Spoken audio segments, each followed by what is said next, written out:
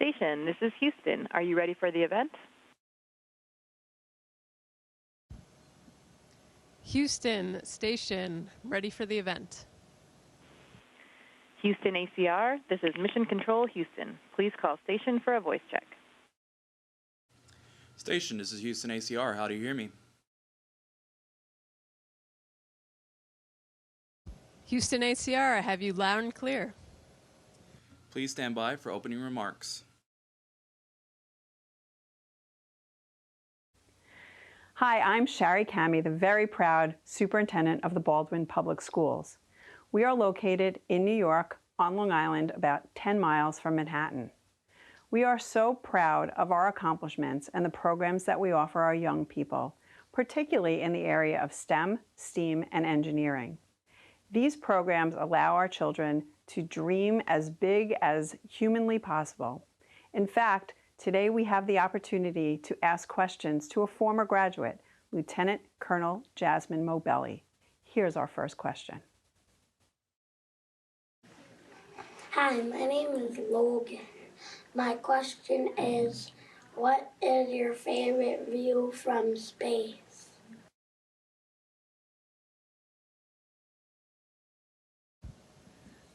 Hi, Logan. Hi, everyone in Baldwin. First off, I'm so excited to be talking to you all today.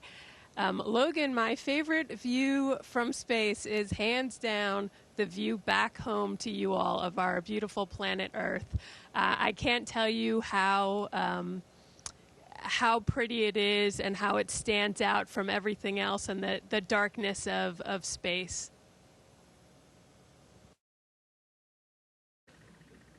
Hi, my name is Preston. My question is, what do you do for fun when you're not working on experiments?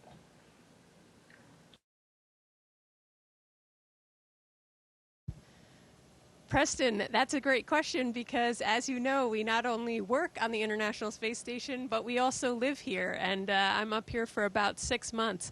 So for fun, actually, one of the things I love doing most is taking pictures of our home planet and looking out the windows. It's been really hard to capture how beautiful it is, but we have some pretty nice cameras we use up here to take photos and share them with you. And I can't quite capture it, but I do have this drawing from Mia back home in Lenox. Drew me a picture of the Earth before I got up here, so I think she captured it pretty well. Hi, my name is Irvin, and my question is, do you get to explore the outside of the International Space Station, and what is it like?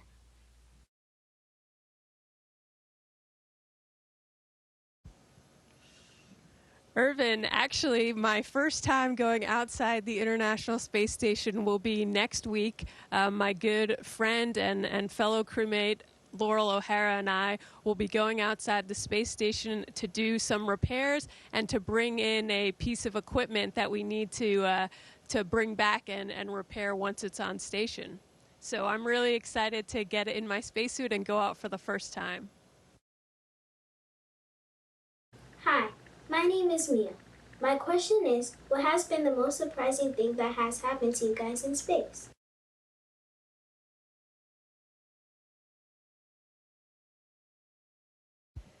Mia, the probably most surprising thing that happened was when I first got here, after hundreds of hours of training in the mock-ups of the space station back at Johnson Space Center, I got out of my Dragon and came onto the International Space Station, and I didn't know where I was or which way to go.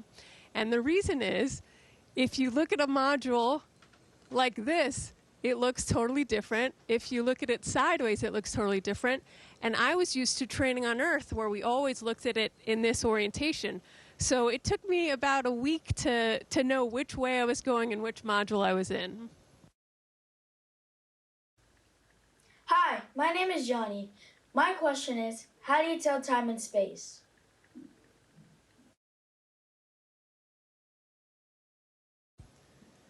Johnny, great question. You may or may not know that every day here on the space station, we go around the Earth about 16 times, which means every 45 minutes we're either seeing a sunrise or sunset. So we can't really use the sun to tell time like you would. So we actually use watches, much like we often do back home, and we set them to Greenwich Mean Time.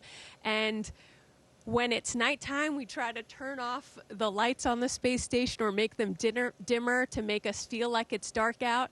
And then when it's daytime, we turn all the lights up bright. Hi, my name is Lainey. My question is, describe your favorite food to eat in space.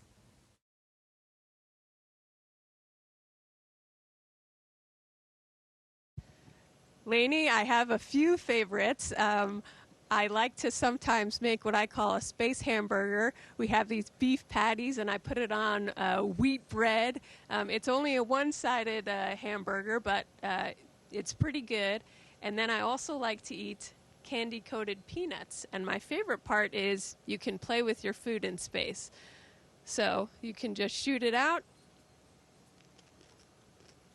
and eat it. It's even fun with two people.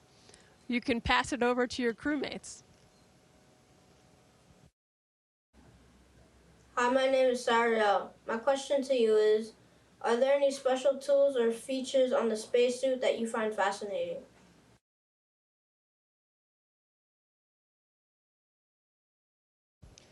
Yeah, so I would say probably one of the coolest tools, I think, on our spacesuit. And I wish I could show you, but unfortunately, it's already on my spacesuit ready for next week, so I can't take it off. But it's called a body restraint tether. And what it is, it's an arm that you can loosen or tighten. So when you tighten it down, it stays stiff in whatever position you put it in.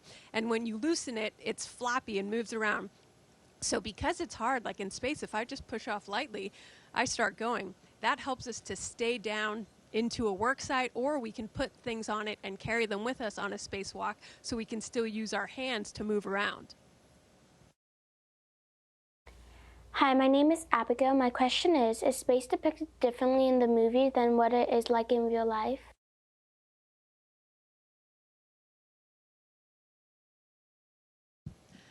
Abigail, it probably depends which movie. So as a kid, one of my favorite movies was Apollo 13. And I would say that depicts reality pretty well, where you have a group of people working together to solve a problem and not accepting failure as an option. Some other space movies probably dramatize things a bit and can be a little unrealistic in some ways. So it really just depends on which movie. Hi, my name is Steven. My question is, what inspired you to become an astronaut, and how did you pursue this dream through your education and career?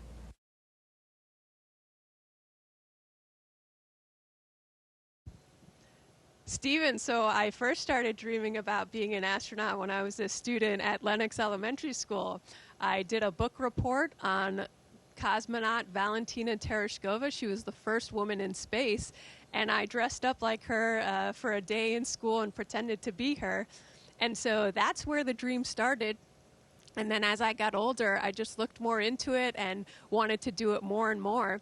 So I ended up studying aerospace engineering, both for my undergrad and my graduate degree, because I was interested in math and science and designing things, and also in space.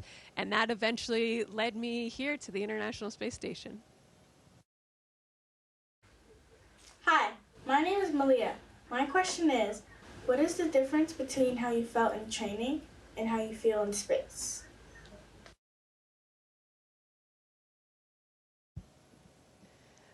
Malia, so the biggest difference is we can't really practice weightlessness back on Earth.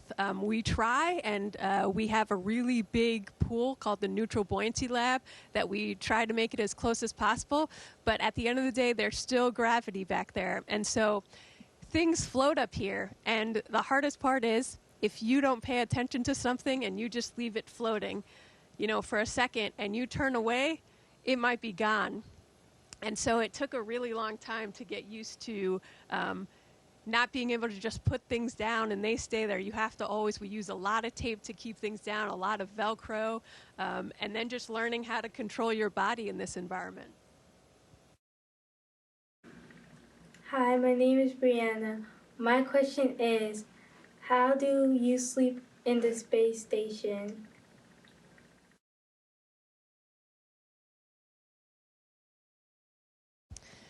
Brianna, so, we're used to sleeping back on Earth where you feel the pressure on your back and you put a blanket on. Some people still feel they need that here on the space station, and everyone's slightly different. But I actually just have it kind of like a sleeping bag that I just tacked up to the wall in my crew quarters, and I get in there and I zip up, and it actually has armholes so you can leave your arms hanging out and they'll just float there.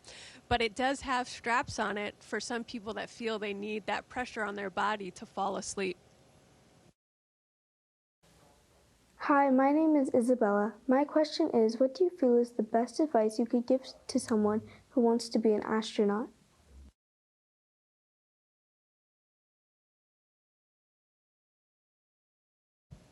Isabel, that's a really good question. And what I would say is, whatever you choose to do, there's not just the end goal, whether that's becoming an astronaut or something else.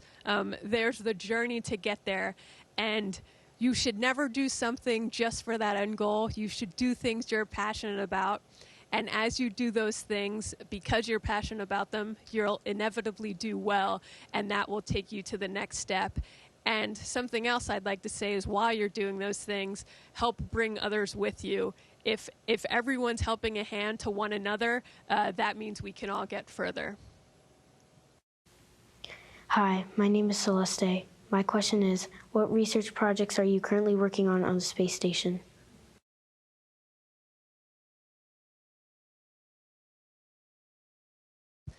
Celeste, I think we have over 200 experiments going right now.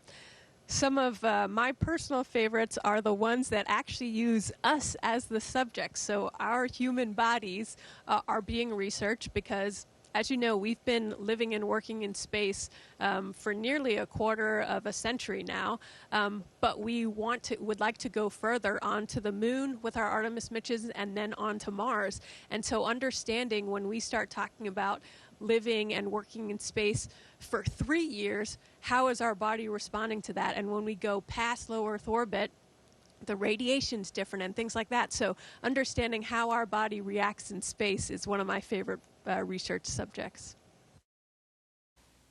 Hi, my name is Maya. My question is, if an astronaut is deployed in space for a long duration of time, what possible stresses could they face?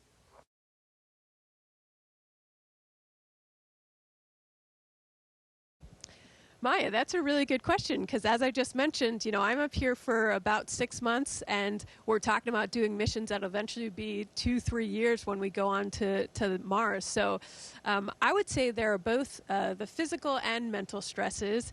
In terms of physical stresses, especially up here where you're weightless, you're not using your muscles every day as you would on Earth. So we have to exercise for 2.5 hours every single day to make sure we keep our muscles strong, our bone density up. We've seen vision changes. And then you're away from most of the people you love, your friends, your family are back home. So making sure we find ways to connect to those we love back home is also really important. Hi, my name is Shamar. My question is, what are some challenges that you face while being on the International Space Station?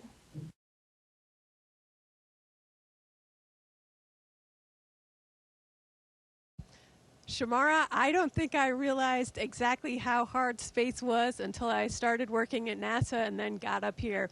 It turns out the vacuum of space is a harsh environment, and it takes a lot to keep all of our systems running correctly. We need to be able to communicate back to Earth. Our life support systems are obviously very near and dear to me and my crewmates to keep us alive and breathing and everything. So I would say it's just that it takes a lot of things going right and a lot of people constantly working every single day.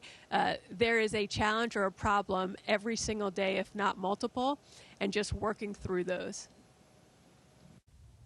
Hi, my name is Faith. My question is, how does the view of Earth from space impact your perspective on environmental conservation and the need for sustainable practices?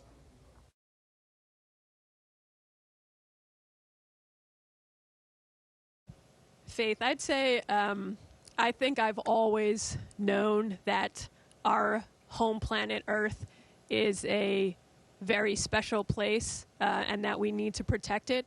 But when you see it from up here and you see around it is just darkness with specks of light and how beautiful it is, and that everyone I know and love is back on that planet, it really is a good reminder that we need to take care of it. Hi, my name is Catherine. My question is, how does the absence of gravity affect your body, movement, and daily activities?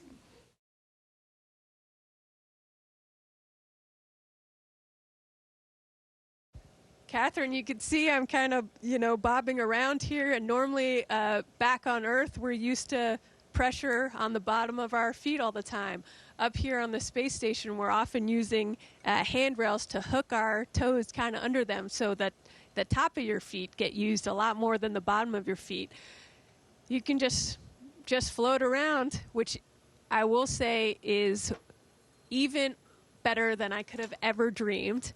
But it is also a challenging environment sometimes because, as I mentioned earlier, if you're trying to open a bag that's full of things, on Earth you could just unzip it and you could take stuff out and lay them on a table or on the ground. Up here, if you just open a bag that's full, it will float everywhere and go in every direction. So really, you have to learn to adjust to that and make sure you always have a way to secure things down as you go and very carefully take things out. So it did take me probably a good month to get used to that and get more efficient working in this environment. Hi, my name is Chris. My question is, how did the intense acceleration and transition to microgravity feel?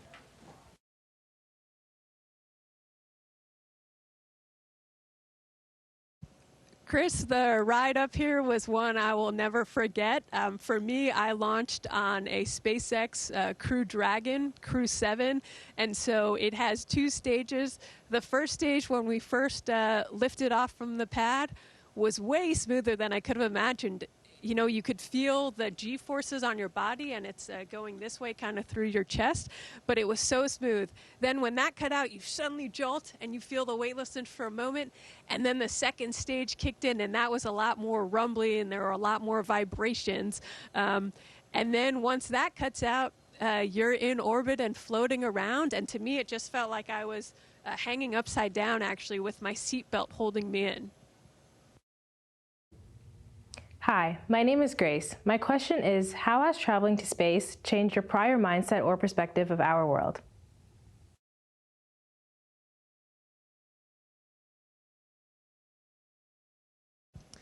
Grace, I would say, as I kind of mentioned earlier,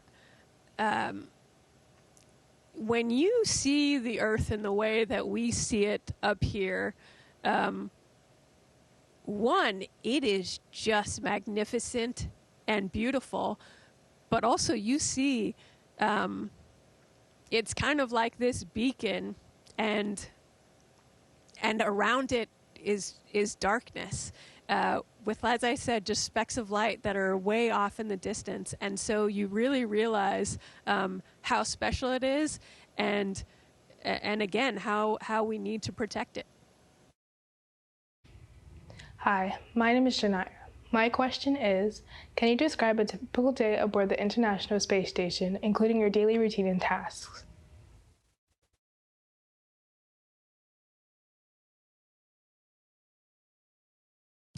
Janaya, so we work generally from around 7 to 7:30 in the morning. We have a morning meeting, and then we're working all the way till about 7 or 7:30 p.m. So just like back home, I wake up, brush my teeth, get my face cleaned up, maybe eat some breakfast, and then we're off working. And it's a combination of, the main mission up here is doing science experiments, but just as a function of living and working up here, we have to also maintain the space station and take care of our bodies. So as I said, we work out 2.5 hours every single day, and anytime something breaks, we have to be the ones fixing it. And sometimes we do things in advance to prevent things from breaking. So every day can be slightly different, but we're generally working from those hours. Hi, my name is Allie Marie. My question is, how do you prepare for possible disruptions in communication between you and Mission Control on Earth?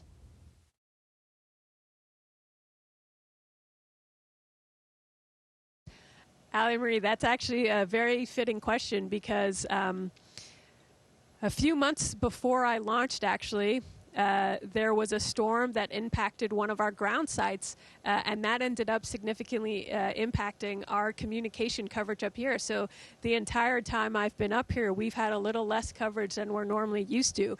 And so throughout the span of the day, comms are cutting in and out regularly. And really, we just train for it. We train to be able to handle any situation we need to with that's urgent without help from ground. It's always nice to have the ground there and helping feed information to us because they have all specialists in different fields. But when it comes down to the things that need to be taken and are time critical, we're trained to handle them. Hi, my name is Josiah. My question is, what technology or tools do you find most crucial for your work and daily life on the space station?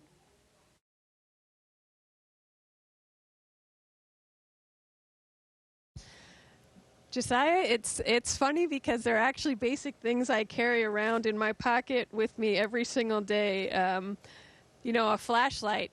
Here on the space station, there are things stowed all over the place, and sometimes you have to dig pretty deep into a crevice to find something. So I always have a flashlight, and it's tethered to me.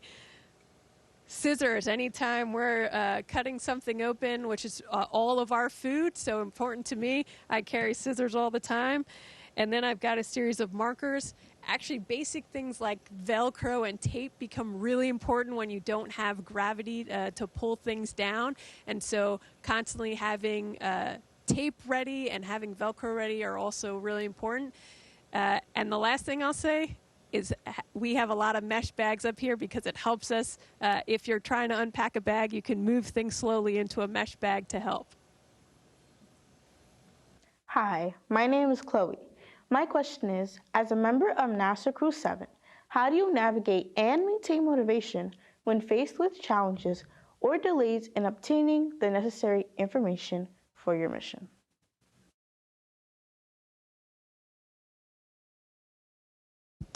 Chloe, that's a really good question because, as I mentioned, space is really hard, and we often do have last-minute changes or last-minute problems that arise. And I would say one of the biggest things that's helped me is my crewmates. We all have a really positive attitude, and there might be a day where I start to get down about something, and my crewmate will help me out with a task. Or let's say I get behind on something. My good friend Laurel the other day just jumped in and said, "You look like you could use a hand." And she didn't even ask, she just started helping. And so doing that for each other really helps bring our entire mood up. And then hopefully I do that for someone if they're having a challenging day. So really our crewmates are one of the biggest things. And then just knowing that when you do solve a difficult problem, it feels really satisfying afterwards. So keeping that in mind as you're going through the process. Hi, my name is Aaron Ashby, and I'm in the STEM and Engineering Academy and a senior at Baldwin High School. On behalf of the Baldwin community, I would like to extend my gratitude for answering our questions about your experiences in space and inspiring us to never flee from our dreams, even in the toughest challenges. Thank you for your inspiration.